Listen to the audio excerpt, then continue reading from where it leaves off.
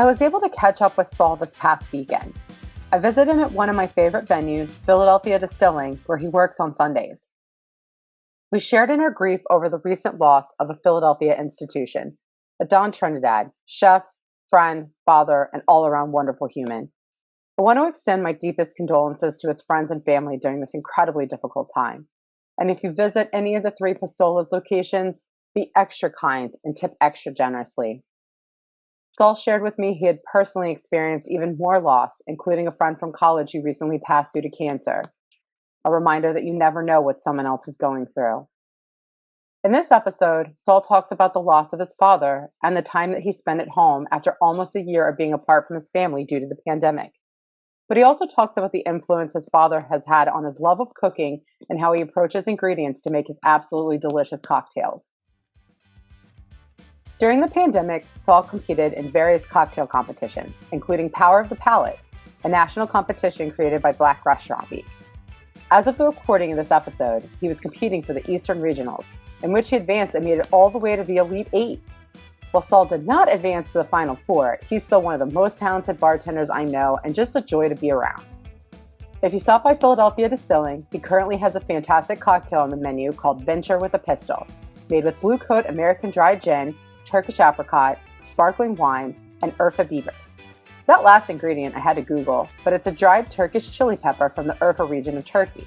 This will all make so much more sense as you listen to Saul talk about his ingredients and his inspiration. Thanks so much for listening, and enjoy the following episode, Cocktails and Community, Respecting Your Ingredients with Saul Thomas. My guest today is Saul Thomas, one of my favorite bartenders here in Philadelphia. He works at two amazing cocktail spots in the Fishtown area, one of them being R&D, as well as Philadelphia Distilling. He's also very, very involved in cocktail competitions, which we are absolutely going to dive into later on in the episode. And I've always just been such a huge fan of his, but it made that much more sense when I read the words that you had put in your bio.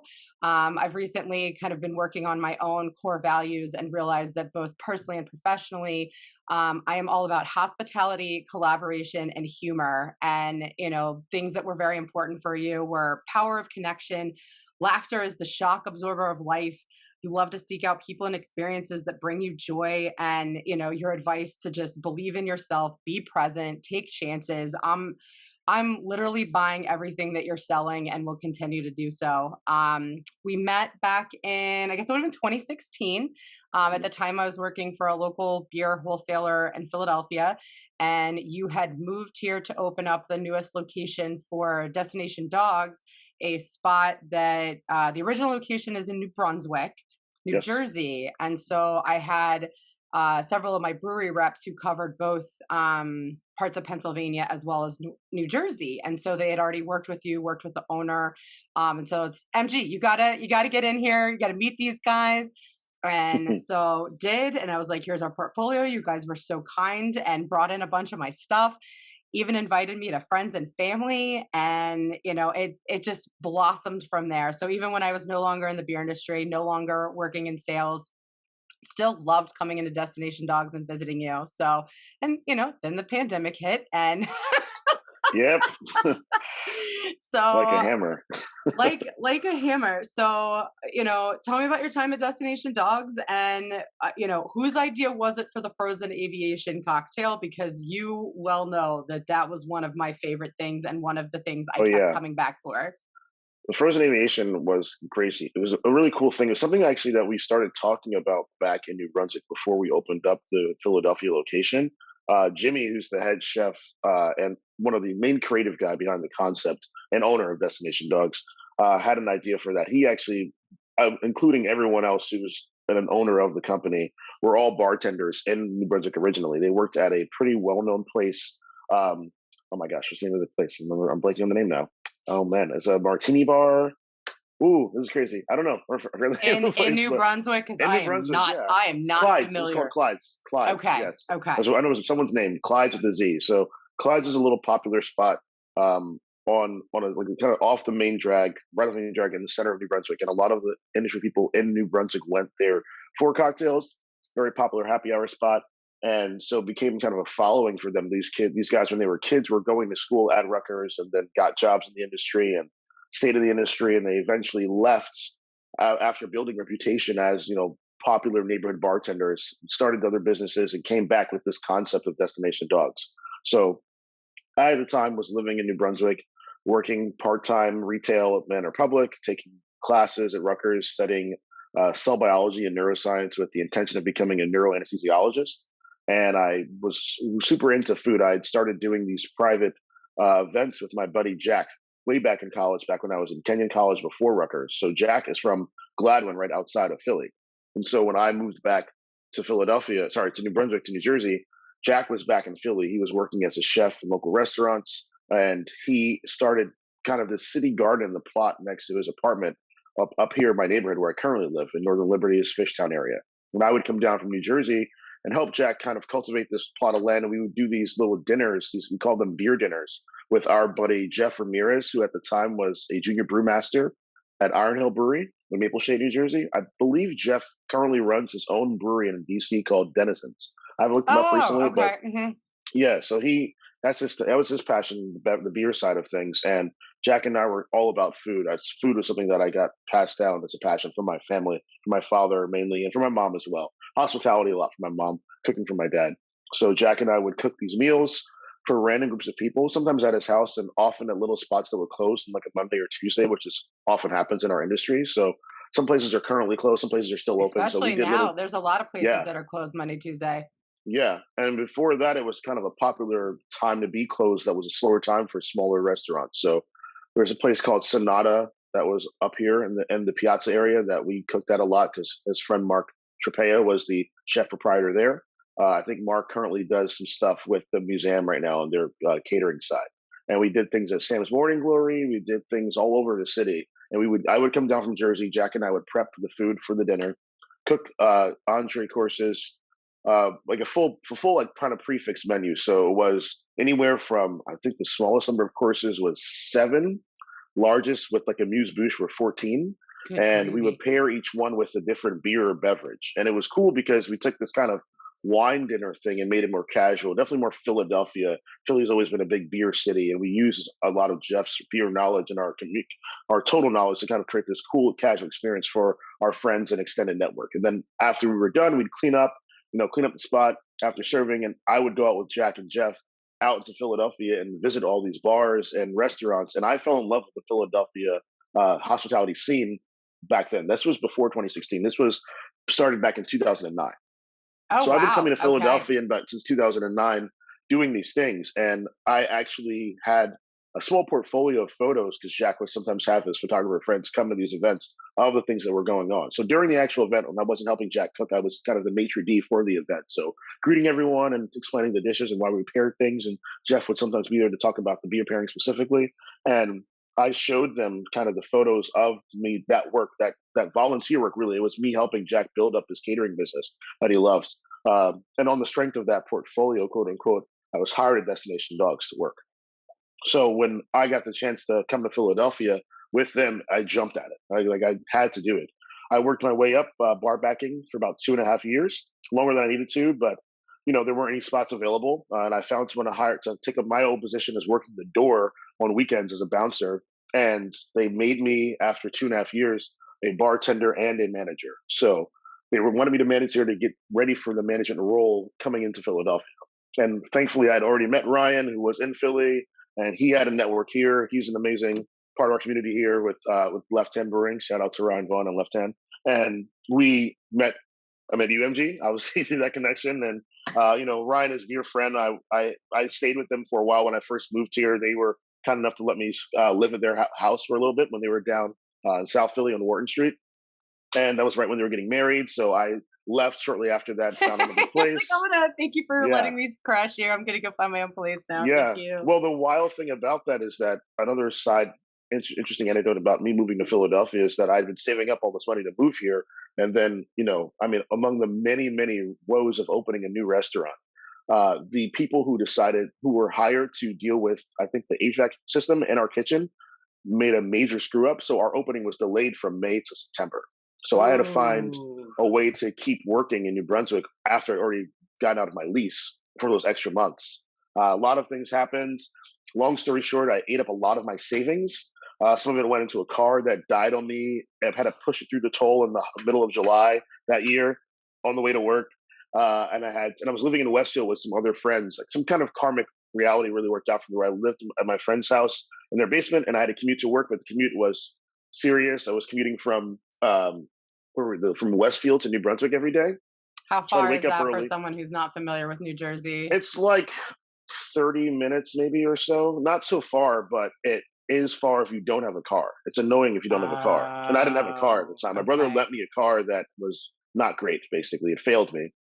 So I put a lot of money into trying to keep that car alive, but it was basically, it died. Like the mechanics told me after I already put a lot of money into repairs that it wasn't worth any more money. So I said, okay, I'm going to stop doing that.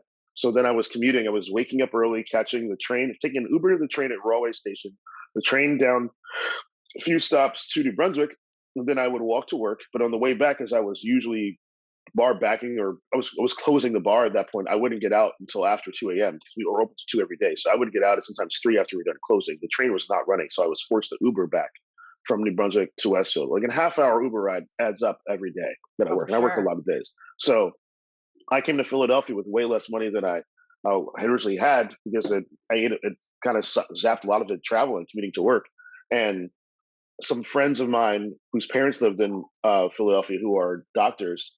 Uh, the backstory of that, this which is also brief, is that I was in their daughter's wedding, and I was asked to kind of watch their house while they were on their honeymoon. It's also they were staying with their parents at the time.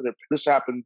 Their wedding was right before Hurricane Irene, Oh, so they got married. They went on their honeymoon. Irene hit New Jersey in the Mid Atlantic region, and they were the doctors were the parents were in Philadelphia working, and they couldn't get back because of the weather. So they had a generator on the side with gas, and I kept that going with gas that I was buying from the nearby gas station that I was able to get to, and kept their house from being flooded because they were in like a flood zone. wow. So all their wedding presents from their wedding and all their like childhood memories were in this basement in their house, and I was there at their house, keeping everything like dry, basically, like just checking the weather, checking the gas lines. On a couple of days when we had serious rain, so and since they were so grateful for that that they let me stay with them in Philadelphia rent free in Old City for the first I want to say 6 months. That's So I amazing. was here rent free living in Old City and walking commuting to work in Center City, and like it was a great life, and I saved them. I regained my savings doing that. I wasn't paying rent, and we all know how expensive Old City can be. And it's a wonderful historic part of town, but it adds up. It's a pricey place. Not a lot of industry folks live there because of that. So I was lucky, fortunate to live there, and I used the extra money I earned doing that to go out as a new restaurant manager, as a new bartender, to spend that money at bars and show love that way by tipping heavy at my friends' bars. So I started to build up Destination Dogs as an industry location with my own energy. And then thankfully the owners were all about that vibe, having been in the industry themselves, not absentee owners that were very involved. So we had an aggressive happy hour. We had awesome cocktails. We brought in some ideas that we had from New Brunswick down there, and we kind of wanted to mirror the beer program of being mostly about cans and some really awesome rotating drafts. Really, lots of options available for everybody. Something for everybody to come in and sit down at the same bar and be happy, be satisfied with the beverage choices. And the food is amazing, very casual, approachable food. Late night kitchen, which was great for our industry brethren and sistren. So it was an amazing spot, and I started getting into the cocktail scene of things more through that. I'd always had a passion for beer. And so the first task I was given was to take over the beer program, and then working with Destination Dogs people and seeing how that you really move behind the bar and what you can do with these really cool ingredients started spurring on a passion for making cocktails. So that's definitely where it started in a major way here And in one of Philly. those So what and I think you remember the name of the cocktail at the Friends and Family. I had a whole yeah, lot of the was it Chinard and Feathered? Is that what it was yeah. called? And Chenard and feathered, yeah. it was delicious. So it was Yeah. the initial cocktail menu pretty similar to what they were doing in New Brunswick, or did Yeah, so the first cocktail menu was a mirror of that because they were actually testing the franchisability of Destination Dogs. So initially, they kind of like people had like, oh, is this a chain? Like, no, it's not a chain. There's only one place in New Brunswick. We're a new spot here. You may have heard of us if you're from this like kind of general region, because we'd got a little bit of buzz about that. But Chenard and Feather was a creation of Bonnie, who's awesome. She's a manager up at Destination Dogs, I think currently still. She's engaged to Michael Park, one of the owners, and it was a more bitter Negroni, basically. So we used gin, we used the red opportunity, we used Campari, and we split Fernet and Chinar in the cocktail as well, with some Angostura bitters and some citrus bitters and a little bit of lemon as a zest. And it's really, really, really good. Like kind of played up the Amari aspect and like really give this vegetal compound a little depth to this bitterness of a Negroni. Negronis are great on their own, but this was like, if you like Negronis, this is a more bitter, like in your face, awesome flavor Negroni. So they're delicious. And one of my favorite So cocktails from our old menu. oh, so good. And then so while you were managing bartending, is that kind of where the competing in cocktail competitions began? Like, is Yeah, that where it kind of yeah, started? yeah. Because I know you were definitely participating in them while you were working there, because I think I remember we Bob and I came in the one time and you had this whole like ridiculous story about like you thought you had missed your flight or it was like on the wrong day, and it was like this whole like debacle because I think you were flying, or maybe it was like a camp, some sort of Yeah, so that was later down the line, but yeah, that's that. I'm So like, man, I that is can, a yeah, story. I so one of the benefits of the competitions is at a certain level you usually end up getting to travel to either the place where they distill or brew or make the actual spirit or beer, depending on the competition, or you go to some kind of regional area to compete. Philadelphia, thankfully being kind of a somewhat mid-Atlantic hub, was often the center point for a lot of the regional locations for competing. So I didn't have to travel too much to just enter and successfully get in the first stage, but I did have to enter in the first place and hear about them. The way I heard about them was mostly through my peers in Philadelphia. So there's an organization called United States Bartending Guild, and there's a chapter here in Philadelphia, and I am currently the president of the chapter in Philadelphia. Oh, I didn't At, realize yeah, that. yeah. At the time, I was just a bartender interested in learning, and the foundation of the USBG is to support and promote the education of bartending and increase hospitality and its awareness throughout our country and the world. It's part of a global organization called the International Bartenders Association. The USBG is kind of the American, North American like arm of that. And America has always been a great place for cocktail innovation and creativity, and it's our unique options and vibe and creativity and kind of multicultural aspect is really like taking cocktails to a new level globally. So now a lot of these cool concepts and techniques are being mirrored and even often uh, made better, like improved upon in other foreign places that used to hold on to very traditional methods are now trying new techniques, similar to kind of what happens with beer. We have so much more access to what we can do with beer here than the super strict laws that you see in Europe. Um, so I had friends who were in the USBG and urged me to join it to learn and to grow my knowledge and grow my experience and network. And the USBG also works with major brands to host cocktail competitions. You don't always have to be a member of the USBG to enter, but it certainly helps, and sometimes you do.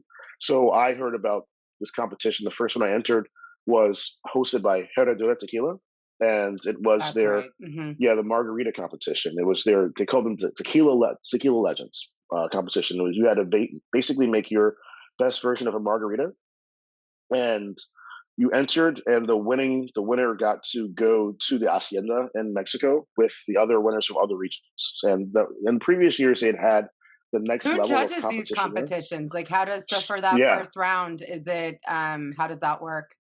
So the judging is usually local. So they usually will hire some people who are, the quote unquote luminaries in the field or well respected and known in the area to judge it.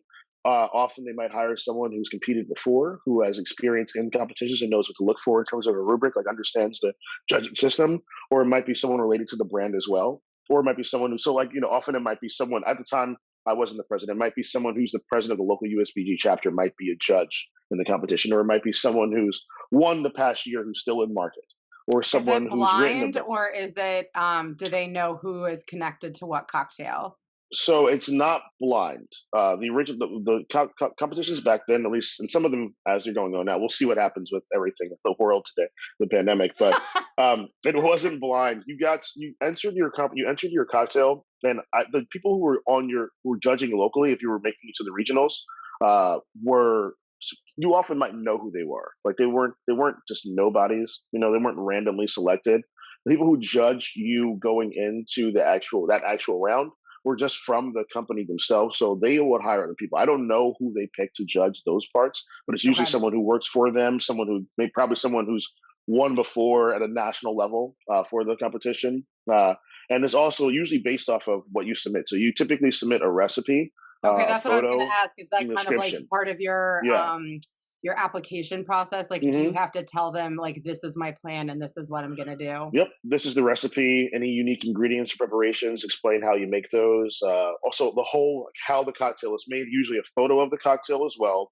And often there's some sort of short essay question because in a sense, you get the feeling that these competitions are really quote unquote auditions for a brand representative job.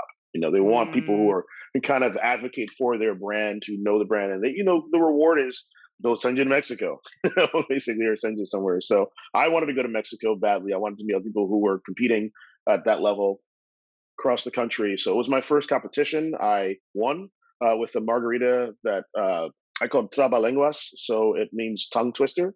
And I actually used a local pepper, a pepper that Jack grew at his farm. So to bring that back, my buddy Jack, who I started these dinners with that city garden, the farming bug bit him hard, and he stopped cooking and started farming full time. So now he runs a farm called Urban Roots, and he sells his produce to a lot of restaurants in the area. So often would use his produce in my cocktails as an ingredient to try and use the local vegetable aspect because my culinary creations always typically start from food and they go from there with flavor. So I think about like a food item and how I can use the spirits that currently exist or infusions in a way to really elevate that element and bring that into a beverage for someone.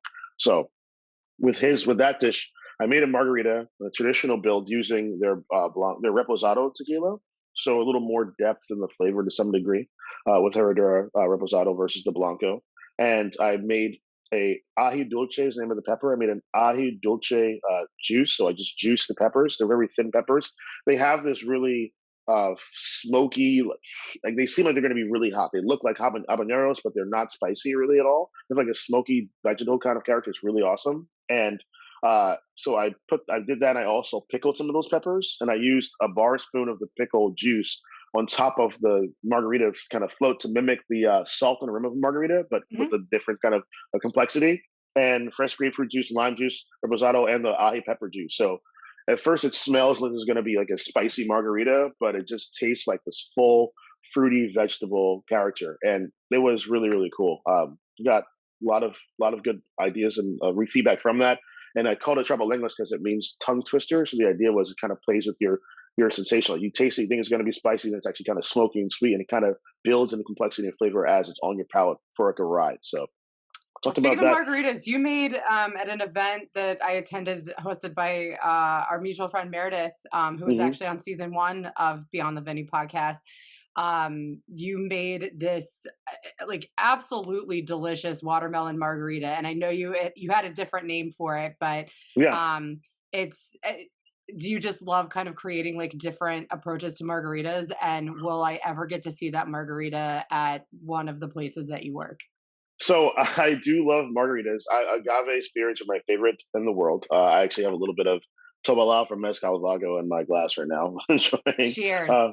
cheers. Mm, so good every time. Margaritas are great. They're the most popular cocktail in the world, and for a reason. When they're done well, they are incredibly refreshing and balanced. And it's a lovely way to experience fresh citrus juice, a little bit of sweetener, and this wonderful agave as well, typically in the form of tequila, which is made from Blue Weber agave specifically. But you can play it up with different things. It's a wonderful baseline for playing with the idea of what a cocktail can be, using as few ingredients as possible, fresh as possible, to deliver this experience.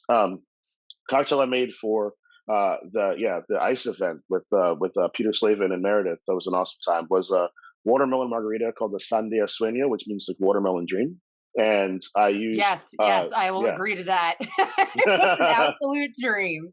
Thank you so much. So I got to use Peter's awesome ice tools to make these kind of clouds of ice on top of the drink, and I salted that to also do a different kind of thing. So it's this little salted pillow that's set on top of the glass and kind of hung out on your lips as you approached it. It gave you this aroma of kind of being near the sea, even though it was a very hot day and we were near a little creek, but I wanted to make you feel like we were on vacation in a sense. So sun was shining. We had fresh watermelon juice, some lime and grapefruit in there as well. Tequila Ocho makes an incredible Blanco tequila.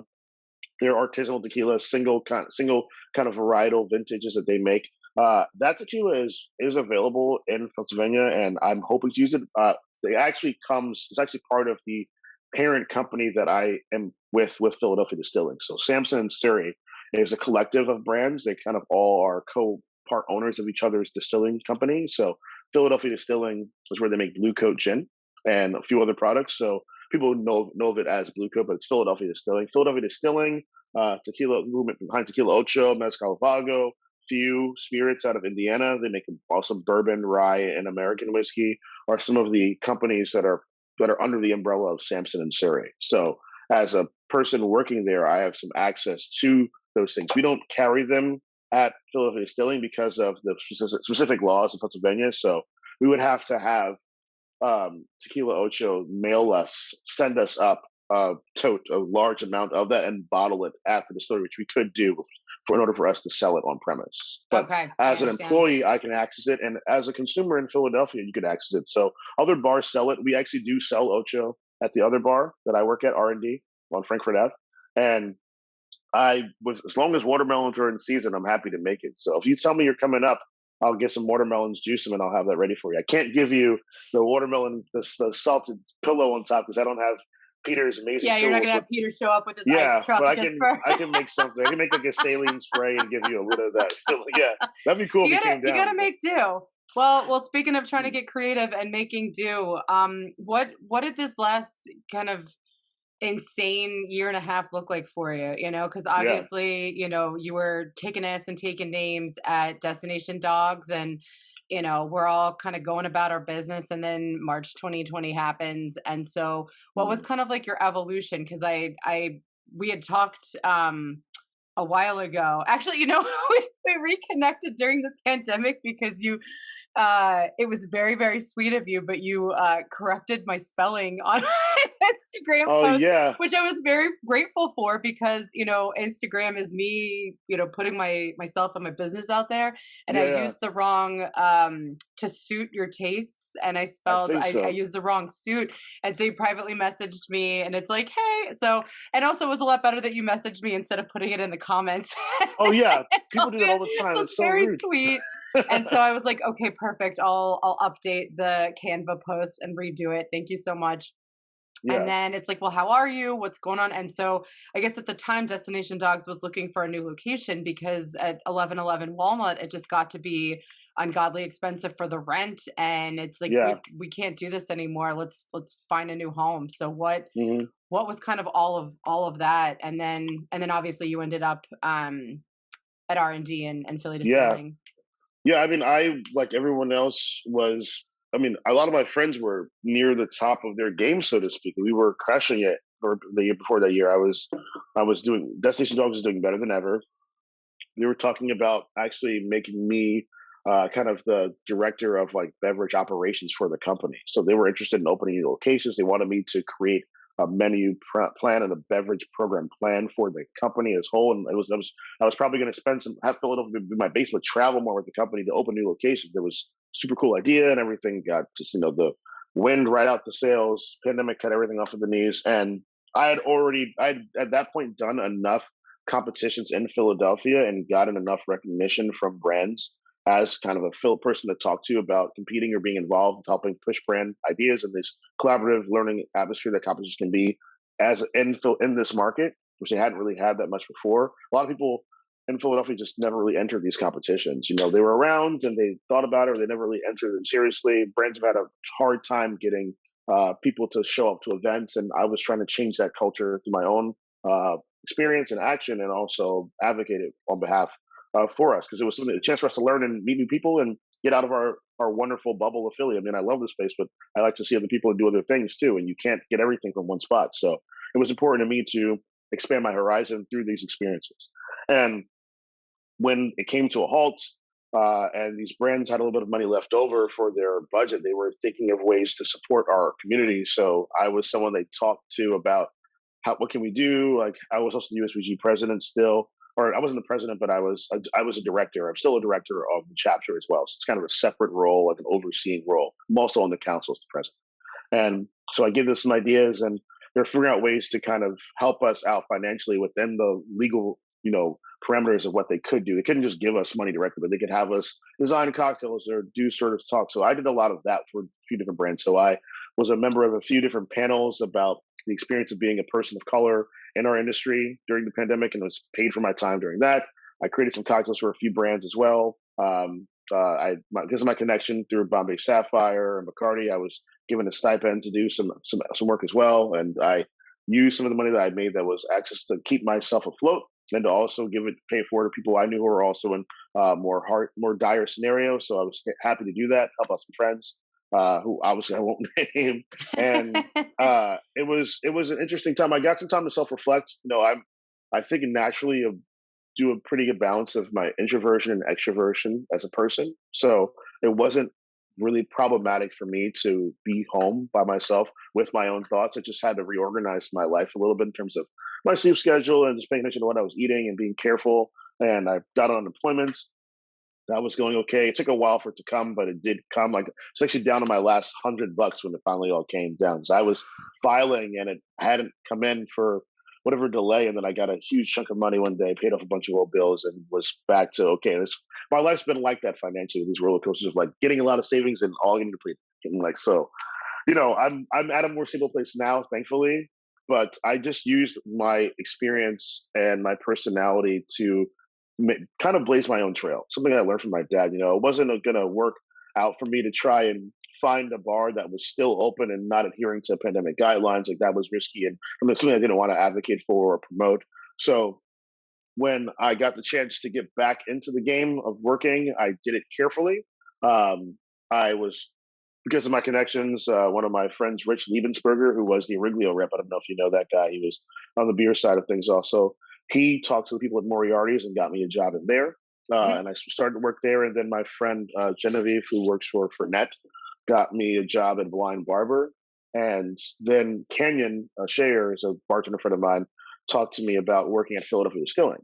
And I had friends who worked there before, and I was close to home, and I knew it was a great bar. I wasn't sure about the money scenario, but that ended up being very lucrative for me. And then I was literally about to go into my second day of training at Philadelphia Distilling the next morning after doing a cocktail photo shoot, which is another thing I started doing for Terramana Tequila. When I got I was at work after the shoot at Blind Barber, got a call from my brother. Unfortunately, that my father had passed away.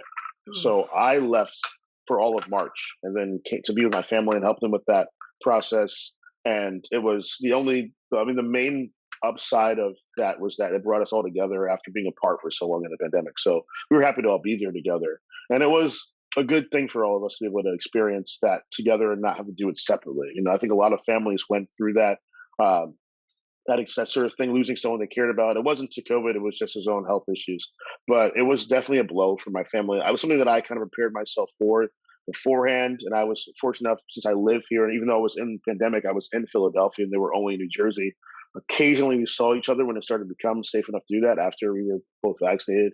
We kept the distance. We weren't. They came down once, and they sat outside, and I was upstairs, like, kind of talked through the distance. So I got to see him in ways that my brothers didn't, and that gave me some time to get closer to him in this weird space that we were in, just being in the world and being a family, this separated because of this, which a lot of people can relate to. But yeah, and I came back to Philadelphia. Basically, the job was still on the table for me at Moriarty's and at Philadelphia Distilling, so I took Oh, those jobs. nice. That's great Blind that they Barber, were yeah, that was they great still that they needed were the help. yeah. They were happy to have me back. Blind Barber had moved on, and that was okay. It was a good And I'm break not for familiar us. with Blind Barber. Is that in New Jersey or is No, that it's in Philly. Yeah, it's a small. It's on Oh, wait a Sansom minute. Is Street. that Bryce Harper's bar? He is a part owner of the bar, I Okay, believe, but but that's how I yeah, know of it. It's like yeah, a barber yeah. shop and a It's a barber cocktail shop bar. and a speakeasy, quote unquote, Okay. behind it, but there's no code. You can just go in when it's open. Yeah, and I was, it was a cool location. just wasn't working out. I'm not going to bad talk them. It just wasn't working out for me in a way. Sometimes And, just not they a were fit. Yeah. they were very nice. I mean, literally, it was the middle of my shift on a Friday night. There, when I got the call, they allowed me to Oof. leave. They were very cordial and gracious about that. I'm so grateful to the managers for dealing with it that way and giving me the option to take that time. I let them know as soon as I knew when I was going to be back, and they had already found someone. They said they would let me know, but it ended up being good that we had the split. It was a good break. So I went back to Philadelphia Distilling, and I was at Moriarty's, and I got an opportunity to go to R&D because they had one of their very tight knit staff members was leaving the industry, and Mhm. they had all been working together since they opened. So it wasn't a place you could get a job really, Right. and that was one of the things I changed in this new world, new pandemic world, is that people were shifting out of these positions and kind of moving around and finding new places to work. So they knew who I was. I knew who they were. They were in my neighborhood. I would go there whenever I could to get a good drink, you know. And I recognized it early on as a place that I would have liked to have worked if I wasn't so tied into Destination Dogs, so fully ingrained in their program, because I believed in that thing. But I put as much as I could into that company without being an owner, honestly, of Destination When Dogs. I was So curious, like, what the timeline was with, like, when did you kind of realize that, all right, Destination Dogs is not going to be finding a new home, and like I need to move on and do yeah, something else? well, I think that is something that isn't like even totally fully sank in for me. It's just I knew that I couldn't wait for them to find a new place. Like For sure. there wasn't going to be work for me with them until there was. And in the meantime, I needed to continue to be who I was and create and work and enjoy my life. And I needed to work to do that. So I'm just fortunate that I'd done enough work in Philadelphia as a bartender who people knew to get these amazing offers at places that I respected, and to be able to understand like who to talk to about these places and to make sure that it was going to be a good fit for me. So I'm very lucky. I can walk to work. Both my places are within walking distance of my home. I know the people who are involved at all levels I need to know within the company, so who I respect and whose values are similarly aligned with mine. Uh, Very and important. they very important, hugely important, and the diversity is growing in both of those places also, so that's important to me. And yeah, I am very very lucky with my current scenario. I had to leave Moriarty's because I couldn't do that place and Philly Distilling and Yeah, R and three D. jobs is a lot.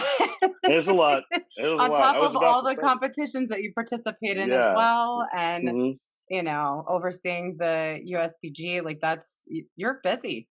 I'm busy. I You're try to very stay busy, busy. Yeah, but it's helpful to be busy, and it keeps me on my toes, literally, like moving around and trying new places out and figuring out ways to kind of lift Philadelphia up. Uh, Trying to be a young leader in this city. So I think that this place has so much to offer, and both these places I currently work are great places to experience a great cocktail, and they care about what we do in our industry as well. So they're for collaboration. They have a spirit of that, and that's obviously it's important to me. And we have a great time doing it. We have fun, we laugh, and we work hard. So I'm Philly I'm I'm in a good Distilling is spot. one of the most gorgeous places in Philadelphia. That was one of Speaking of the venues, it's really nice. that is one of my favorite venues, and that was actually one of the places. I can't believe it was 2.5 years ago at this point, but my friend How, who is, I guess I call him an amateur photographer just because he doesn't do it professionally, but he's very talented and has taken several classes. So he did a photo shoot with me. Yeah. So I did like the whole hair and makeup so I could have like promotional photos for my Hmm. business for MG, the venue specialist. And I was like, we have to go to Philly Distilling because it's just It's so beautiful. I I think I know how also. I'm yeah, pretty sure. yeah, Yeah. absolutely. Oh, Yeah. absolutely. You absolutely do. Yeah. Yep. He would come in My to play friend, pool yeah, my yes, he is in a pool league. and So bowling, not right? pool league and bowling. Hmm. So, and Nice guy. our weekend visits to stop by Destination Dogs in the past. So, Yeah. um well, when it comes to the cocktail competitions, do you have anything on your radar or anything that you're working towards or preparing Yeah. for? Yeah, so they're kind of in semi full swing again. I mean, mostly they're doing it virtually and finding ways to make it work. And what I think they hope is a post Zoom fatigue era, which I don't know if it's totally true, but I mean, many of us who were still sort of working in this industry in some capacity knew that most of the chances for education opportunities were via Zoom. So a lot of us got tired of just logging in and trying to cheers a very sterile screen like this. It didn't feel the same. So it's hard to. Especially when we're such hospitality people and like I love know. interacting with human beings. Yeah, exactly. And the vibe, it's a different thing. It's a little more. I don't. It's not phony. It's just less organic. Less feels less authentic, even though it's actually happening at the same time. It's just odd. It's an odd way to operate for us. It's a new mode of trying to do these things. So I actually am currently in a competition for Maker's Mark with Maker's Mark partnered with Black Restaurant Week organization Oh, that started okay. in Houston, Texas. They do a few different restaurant weeks throughout the country in different major areas, and they started last year. This is their second year doing this cocktail competition called Power of the Palate, and the goal is to find the best black bartender in the country. So you have to submit a cocktail using Maker's Mark ingredients and kind of tied initially to some theme. The initial theme was rep your city or like rep your set, and so I created an egg white sour cocktail using long hot peppers that I Oh, that's candied. very Philly. And yeah, very filling. Yeah, love those things. And long hot peppers that I candied, and also red and black plums that were in season, a puree. So I also, then I made a cane syrup using the long hot pepper infusion. And instead of using water, I used a honeysuckle sun tea syrup. So I made a sun tea. It was like a porch tea. You just put kind of tea in a large glass container in the sun and brew it all day. Something I learned from my mom. So it was part of my own childhood familial experience. And I used that instead of water to kind of give a tannic quality to the cane syrup I made. And then I infused that syrup with the peppers, and that was the sweetener instead of simple syrup in the cocktail. Some fresh lime juice, peppers, and the plums, and it was really, and the egg white was really, really tasty. It's a That sounds beautiful red color. delicious. It was great. Yeah. So where are you at as far as like the stages of Yeah. the cocktail competition? So I won the local competition for Of course you did. Philadelphia. Of course you Thank did. you. So now I'm in the Eastern Regional. So I am competing against three other bartenders for the two regional spots. So there's a bartender out of DC, one out of Baltimore, one out of New York. And we find out actually today, this evening, Ooh. yeah, who won Judge's Choice and who won People's Choice. So you can still vote for it. I don't know. I know this podcast isn't going to be playing in time for that, I don't think, but you can vote. People can vote for that competition. There'll be more voting in the future rounds. So whenever this is released, please look it up. BlackRestaurantWeek.com. You can follow through their website for the cocktail competition. The cocktail competition is going through until I think the end of October because there's multiple stages. So I know I the definitely next, voted for you first. I I think this is appreciate that. has this been going on for like a couple weeks? A couple weeks now. Yeah. So Yep, I they were definitely supposed to let saw us it on your know. Instagram I thank you or so someone much for that. else's. Yeah. Yeah. So the voting was supposed to end last week. They had to extend it because they had to get the video footage all together and corrected, edited for this. So they're going to do a little cocktail kind of edited like recap of all people's competitions, all people's cocktails who entered for the Eastern Regional. So all four of us.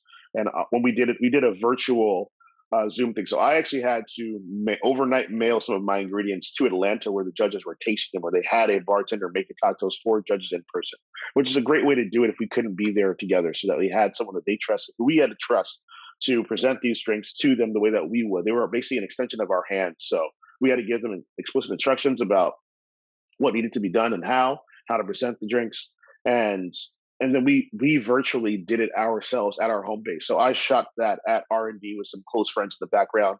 My mom came down, and I dedicated the cocktail to my mom and dad's union because the sun tea is something I learned from my mom, and learning to cook, which I applied some of those culinary techniques to the process of making some of the garnish that I learned from my father to the drink. And it was very fitting because Black Restaurant Week is all about that innovation in the kitchen as well, and Burger Maker's Mark to make this cocktail thing. We know that food and drink pair well together when they're done well, so I wanted to kind of bring that together. And I made a little dish that was one of my father's favorite dishes as a complimentary snack to the cocktail that I presented as well. So What it's was really the nice to have her snack? there What for was that. the complimentary snack?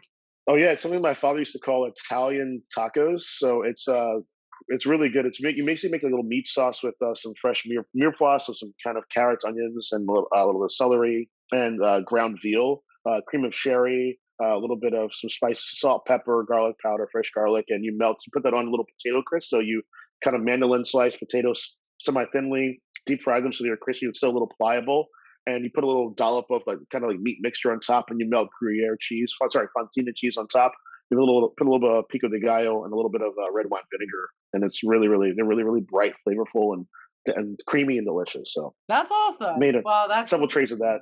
that's awesome. I love to hear that. Hmm.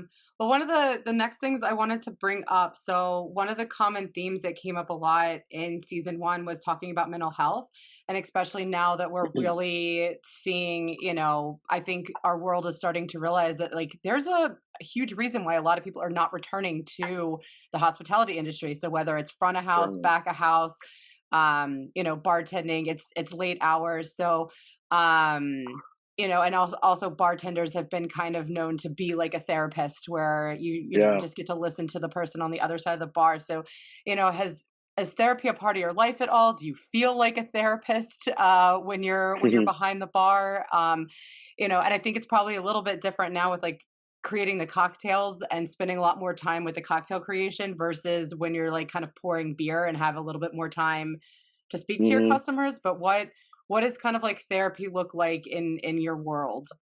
So I don't currently see a therapist. I'm in the process of trying to find one. I do think it's very important and helpful for everyone.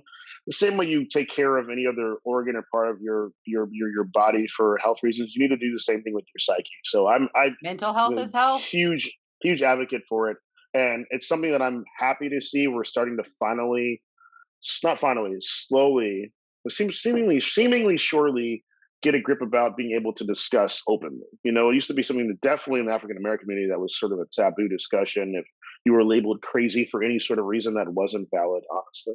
And we're starting to realize that people really do need help and need to learn how to deal with their anxieties and stressors in a positive way that is proactive and not reactive. We're often faced with challenges that put us in a position where it's impossible to be proactive. We're being reactive because we haven't taken time to learn about how our minds and souls operate within our profession. So I'm seeing a lot of spaces for people in our industry to talk about their issues and to share how they've dealt with them, progressively and positively, which is amazing. A lot of that developed in the pandemic because a lot of us were stuck at home with our thoughts and weren't happy being there.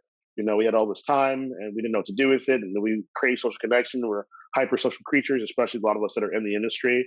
And it was very weird time and place for that. So I listened to a lot of things and I learned a lot of perspective from that, and I have a lot of connections for that. So I'm someone who, even though I don't currently seek out that help myself, I'm in the process of looking for that.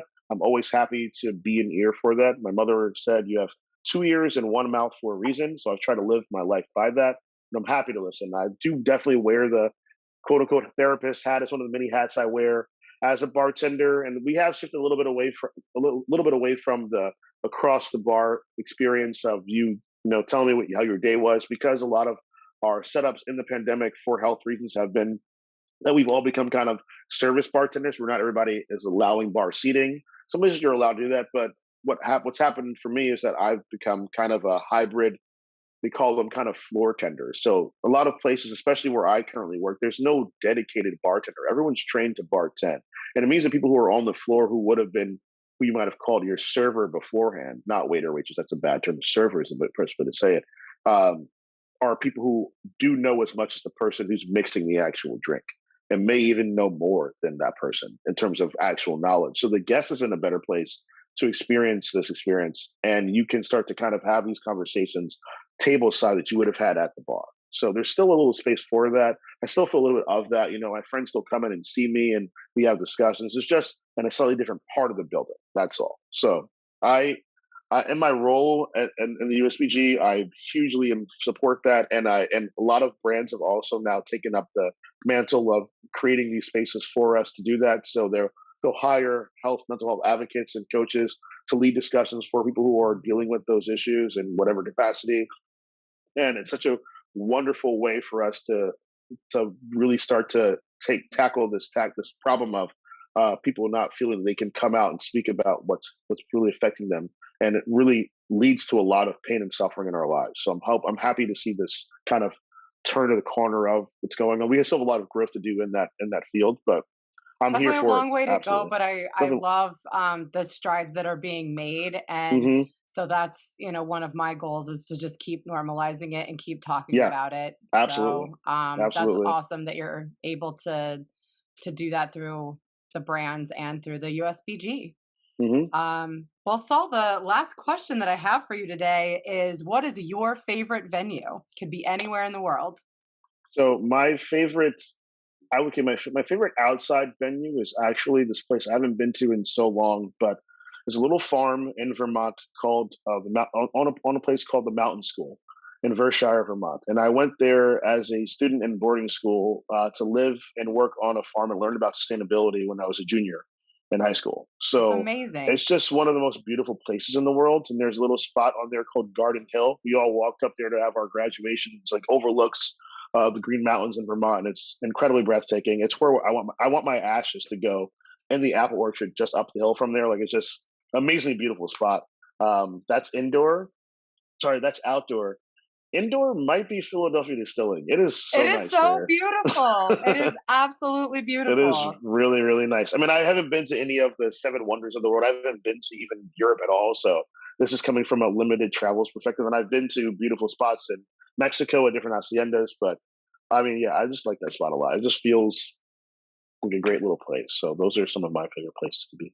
Well, it's cool to hear about the farm. So it sounds like the farm life has been in your blood for quite Yeah, some time. sometime. You Yeah, were always destined to be working with your buddy on his farm here in Philadelphia. So, yeah, um, well, can you please let our listeners know how they can follow you and stay up to sure. date with all your moving and your shaking, as well as if you wanted to highlight the places that you work as well? Absolutely. So I work Thursday, Friday, and Saturday at R&D Cocktail Bar. It's at 1206 Frankfurt Avenue. You can follow them on Instagram at RD Philly, or you can look at the website R&D Philly. I think it's their website name, and it's an amazing And it's the cocktail letter experience. R ampersand letter D. Ampersand D. Yep. So like Thank you. research and That's what development. research and development, because we research and develop cocktails. So that is an incredible place. Team is led by Aaron Deary and Risa Miller, and they do incredible things. And it's a collaborative experience. So they do lead it, but we are often tasked with helping develop cocktails or names or kind of ideas for the menu, and it does change periodically as well. And a good amount of time actually. They opened up a couple of years ago and kind of catapulted themselves high up to the list of very good cocktail bars in the city. So I have a blast working there.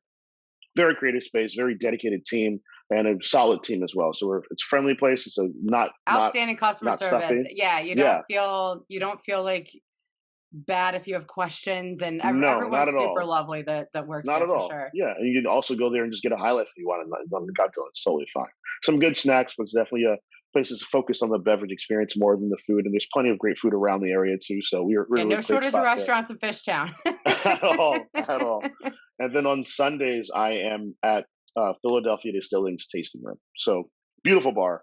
And Sundays are usually a bit of a slower day for us on average compared to the weekend. So it's a great day to work. Also, if you're in the industry, it's 50% off cocktails all day on Sunday. Now, So it's define a, industry. Do venue specialists count for that? I think they do. I think Or they do maybe count. former beer reps? I think they totally do. And we are generous. It's a wonderful place. So we can do that. Actually, speaking of that relationship that we have, MG, I am trying to get them to do the frozen aviation there at our frozen machine. So just so you know, and we use They Blue Coat probably Gin won't and for have a system big dogs. buck hunter machine, but I can't do that yet, but you can always go treat the barcade and play Buck Hunter if possible. it's true. Yeah, I don't think does yeah. Barcade have a big buck hunter machine? I don't know. I haven't I been don't there since I the feel like pandemic, but they have a lot of they're games. pretty limited. I know there weren't like Okay. Destination Dogs was one of the few places that had one. So, and then Okay. I was completely devastated when we went to Las Vegas Lounge a couple weeks ago and they have Mm. removed their big buck hunter machine. So, Oh I don't man. know if it's just in storage due to COVID, because I can Yeah. definitely see where, that's not going to work, but I Yeah. was pretty disappointed. But there's obviously much bigger issues at hand. So Yeah, that's true. Slightly bigger ones I than will that. get over this. We'll tackle the Um aviation first, and we'll get to the game. oh, can you let our listeners know about your Instagram handle and where they Sure, can follow you? Absolutely. So my Instagram handle is just my name, Solomon K Thomas. That's SOLOMONK as in kite, Thomas, THOMAS. Just that, Solomon K Thomas. And then on Facebook, you can, it's facebook.com/Sol K Thomas. So SOLK Thomas also. So I'm on those sites. I don't really use Twitter or anything else, but Instagram is where I'm kind of slowly trying to build a bit of my own like consulting brand idea. I'm trying to do more of these collaborative things with my friends who work in other cities and with brands as well outside of just the single brick and mortar place. One thing I learned in the pandemic is that, as much as I do like working in a single place, it's not totally sustainable to link myself 100% to one building. This could happen again. Don't want to, just trying to be proactive about that. So also gives me a chance to work in different spheres, which are something I'm always down for. So you can look for me there. I'll post things about the competitions I'm in and ideas I have. And in terms of the United States Bartending Guild, please look that up if you're interested in learning about it. You don't have to be a bartender to be a member of that at all. You can be an enthusiast or on the brand side as well. There are different membership tiers for that. It's just a great resource for learning about more about just what you can do with spirits and how to elevate hospitality in our neighborhoods and in our own community. So that's USBG.org is the website. And it's a great place to learn and meet people. So, yeah, Well, I'm definitely pulling for you, and I hope that you get some tremendous news about the cocktail competition this thank evening. you. We'll absolutely share that news with our listeners, and I really appreciate you taking the time to hang out with me today. I've absolutely loved this Thanks, MG. conversation, and Yeah. look forward to seeing you in person again very soon. Yeah, let's make it happen. Come visit me. You know where I am. Absolutely. All right. Have a great day. Thanks, MG.